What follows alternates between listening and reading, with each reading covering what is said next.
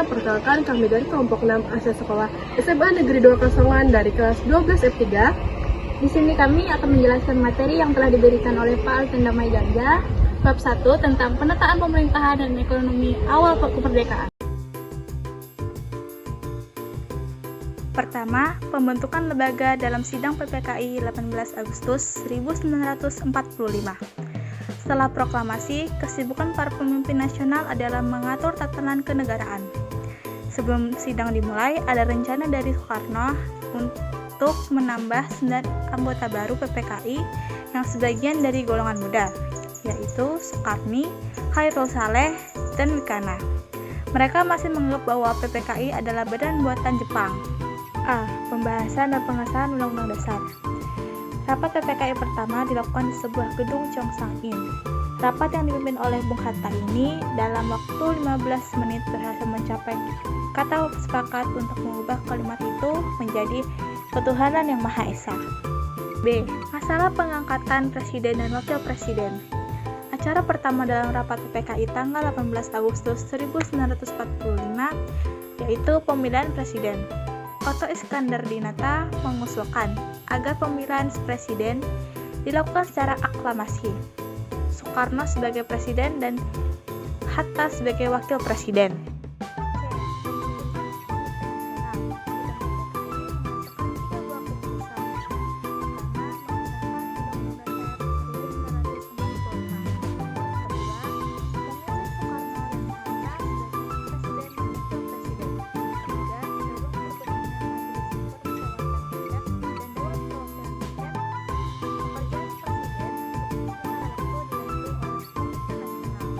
Dua, pembentukan lembaga pemerintah dalam sidang PPKI 19 Agustus 1945. A. Pembagian wilayah Indonesia menjadi 8 provinsi. Yang pertama, Jawa Barat, Sutarjo Kartihadikusumo. Yang kedua, Jawa Tengah, R.A. Pajasuroso. Yang ketiga, Jawa Timur, R.A. Suryo. Yang keempat, Borneo atau Kalimantan, I.R. Pangeran Muhammad Nur. Yang kelima, Sulawesi, Dr. GSSJ Ratulangi. Yang keenam, Maluku, M.R. Latu Harhari. Yang ketujuh, Sunda Kecil atau Nusa Tenggara, M.R. Ketut Boja. Yang kedelapan, Sumatera, M.R. Teku Muhammad Hasan. B. Penetapan 12 kementerian dalam lingkungan pemerintah. Acara selanjutnya adalah laporan hasil panitia kecil yang dipimpin oleh M.R. Ahmad Subarjo.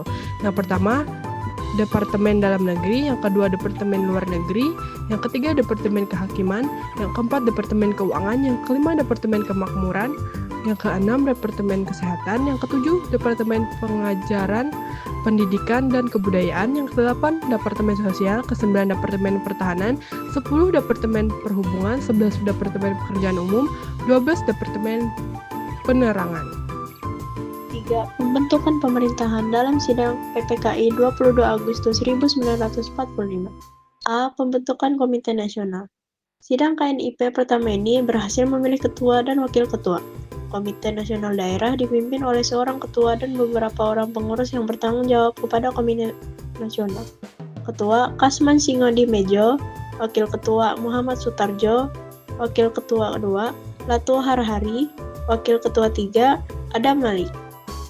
B. Pembentukan Partai Nasional Indonesia. Tujuan Partai Nasional Indonesia seperti yang disebutkan dalam risalah sidang PPKI adalah negara Republik Indonesia yang berdaulat, adil, dan makmur berdasarkan kedaulatan rakyat. Adapun susunan pengurus Partai Nasional Indonesia diantaranya sebagai berikut. Baik, yang selanjutnya C. Pembentukan Badan Keamanan Rakyat atau bisa disebut dengan BKR. Sehubungan dengan pembentukan tentara kebangsaan ini, beberapa hal yang diputuskan oleh PPKI adalah sebagai berikut. Yang pertama, rencana pembelaan negara oleh BPUPK yang mengundang politik peperangan tidak diterima karena bangsa Indonesia menjalankan politik perdamaian. Yang kedua, peta di Jawa dan di Bali. Laskar Rakyat di Sumatera segera dibubarkan. Yang ketiga, para anggota Heiho dengan segera diberhentikan. Yang keempat, untuk kedaulatan negara Republik Indonesia merdeka, tentara kebangsaan Indonesia harus selekasnya dibentuk oleh Presiden. B. Perubahan otoritas KNIP dan lembaga kepresidenan. Kebanyakan negara-negara yang baru merdeka memiliki bentuk pemerintah demokrasi.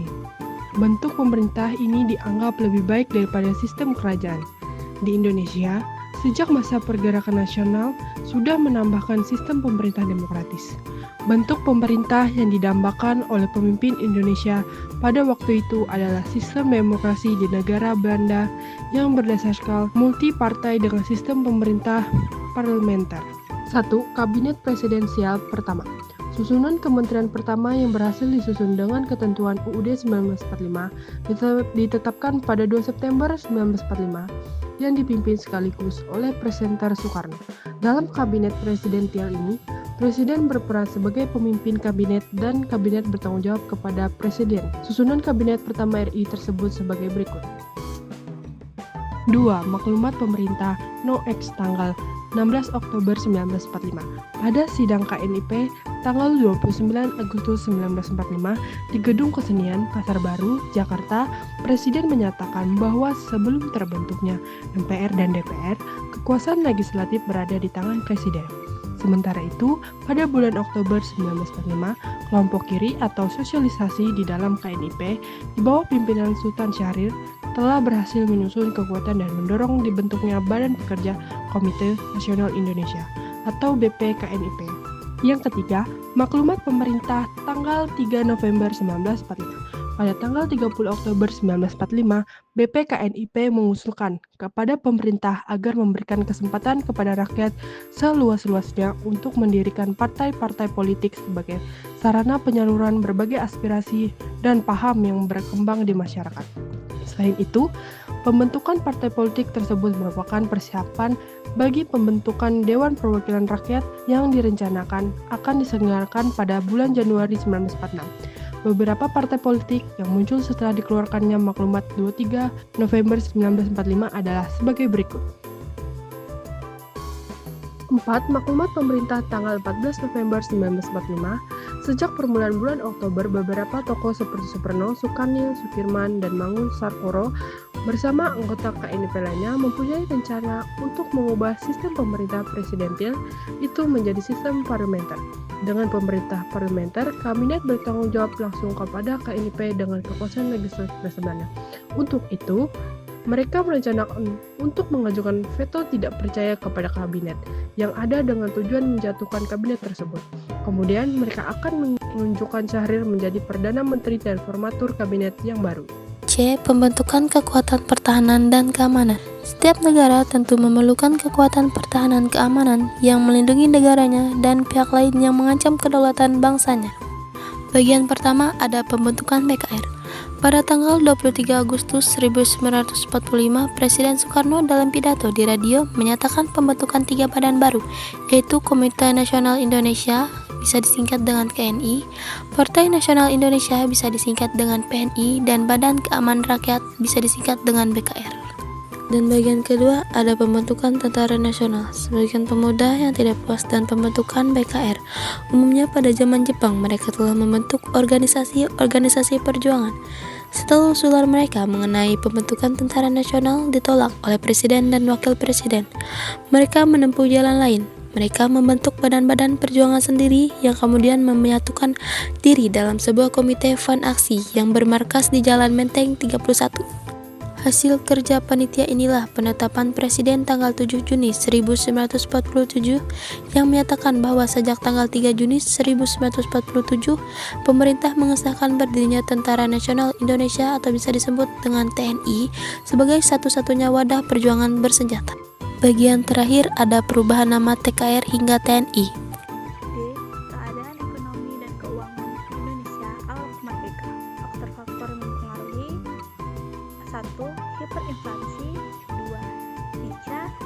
3. Pas negara kosong. Usaha menembus blokade ekonomi. A. Diplomasi beras India. Usaha ini lebih bersifat politis daripada ekonomis. Ketika terdengar berita bahwa rakyat India sedang ditimpa bahaya kelaparan, pemerintah segera menyatakan kesediaannya untuk membantu pemerintah India dengan mengirimkan 500.000 ton beras.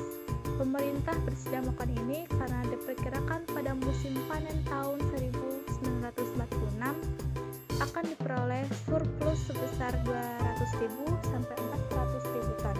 Sebagai imbalannya, pemerintah India menjanjikan akan memberikan bahan pakaian yang sangat dibutuhkan oleh rakyat Indonesia. Untungan politik yang diperoleh oleh pemerintahan adalah dalam forum internasional. India adalah negara Asia yang paling aktif membantu perjuangan kemerdekaan rakyat Indonesia, mengadakan hubungan dagang langsung ke luar negeri.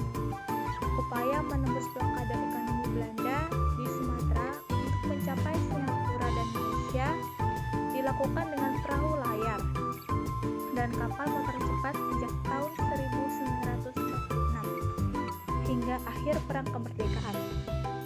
Indonesia Office dan KPLULN dibentuk untuk memperjuangkan kepentingan politik dan perdagangan luar negeri, dengan hasil utama dari Sumatera berupa karet yang diselundupkan ke Singapura. Usaha-usaha mengatasi kesulitan-kesulitan ekonomi. 1. Pinjaman nasional. Program pinjaman nasional ini dilaksanakan oleh Menteri Keuangan Insinyur Suratman dengan persetujuan BPKNIP. Pinjaman nasional akan dibayar kembali selama jangka waktu 40 tahun. 2. Konferensi ekonomi. Konferensi ini dilaksanakan pada Februari 1946 dan dihadiri oleh para cendekiawan, para gubernur, dan para pejabat lainnya yang bertanggung jawab langsung mengenai masalah ekonomi di Jawa. Konferensi ini dipimpin oleh Menteri Kemakmuran Insinyur Darmawan Mangkukusumo. Tujuan konferensi ini adalah untuk memperoleh kesepakatan bulat dalam menanggulangi masalah-masalah ekonomi yang mendesak. 3. Rekonstruksi dan rasionalisasi Angkatan Perang (PERA) pada tahun 1948. Program ini diprakarsai oleh Presiden Dr. Muhammad Hatta. Ini dimaksudkan untuk mengurangi beban negara dalam bidang ekonomi. Selain meningkatkan efisiensi, rasionalisasi ini meliputi penyempurnaan administrasi negara, angkatan perang, dan aparat ekonomi. 4. Pembentukan Planning Board, Badan Perancang Ekonomi. Badan ini dibentuk pada tanggal 19 Januari 1947. Pembentukan badan ini atas inisiatif Menteri Kemakmuran Dr. Akagani. Badan ini merupakan badan tetap yang berfungsi membuat rencana pembangunan ekonomi untuk jangka waktu 2-3 tahun.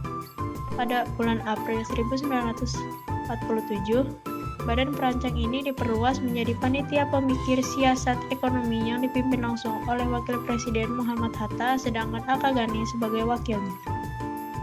5. Rencana Kasimo Plan. Program ini disusun oleh Menteri Urusan Bahan Makanan I.J. Kasimo. Pada dasarnya, program ini berupa rencana reproduksi 3 tahun 1948 sampai dengan 1950. Untuk meningkatkan produksi bahan pangan dalam program ini, Kasimo menyarankan agar menanami tanah-tanah kosong di Sumatera Timur seluas 281.277 hektar. Di Jawa dilakukan intensifikasi dengan menanam bibit unggul, pencegahan penyembelihan hewan-hewan yang berperan penting bagi produksi pangan. Di setiap desa dibentuk kebun-kebun bibit. 6. Persatuan Tenaga Ekonomi atau PTE. Organisasi yang dipimpin oleh BR Motik ini bertujuan untuk menggiatkan kembali partisipasi pengusaha swasta.